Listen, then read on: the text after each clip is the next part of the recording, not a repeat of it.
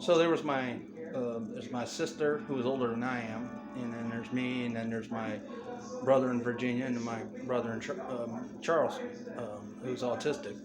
And my sister, she graduated in 1991, and she went to college for a little bit, and so anything that happened in the 90s, with me or my brothers, she would not have known, because most of that time she wasn't there. She was already moved out by that time, and she was in low income housing for the longest time. She's the only one that stayed in Copper's Cove from 1984 to now, 2021.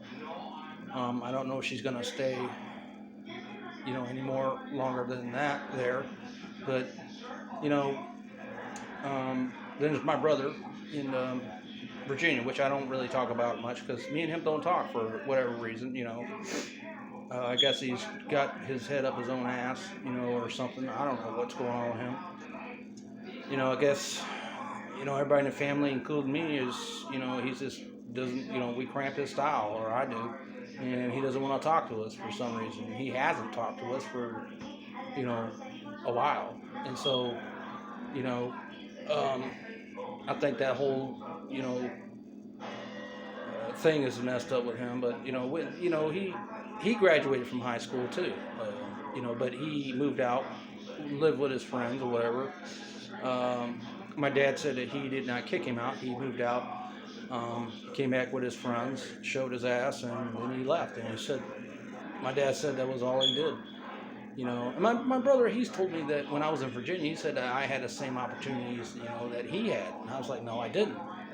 I mean, he was not homeless. He wasn't in prison, all that stuff. I faced a lot of hardships that he didn't. That, you know, um, he got to get married twice.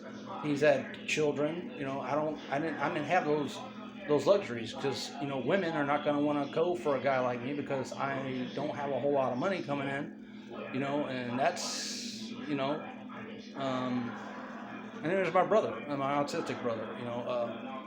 And he's been in that place since 2005, which I already said. And I still think that my dad put him in there because he didn't want to deal with him anymore, and that's just the way he is.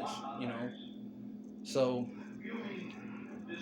and then there's me, and um, I wasn't the last born. I was the second born. I was born in 1973. I'm 47. I'll be 48 in October. But I started looking after my mom in 2010 to now, and I still am. But before that, I was working at anywhere that would hire me, any place that would hire me. But I would do it the old-fashioned way. I'd go out and fill out applications, talk to people in person, not this internet bullshit. I just wouldn't do it. I just old school that way. I just would, hit on women and stuff like that. That's just kind of how I am. That's what I would do, you know.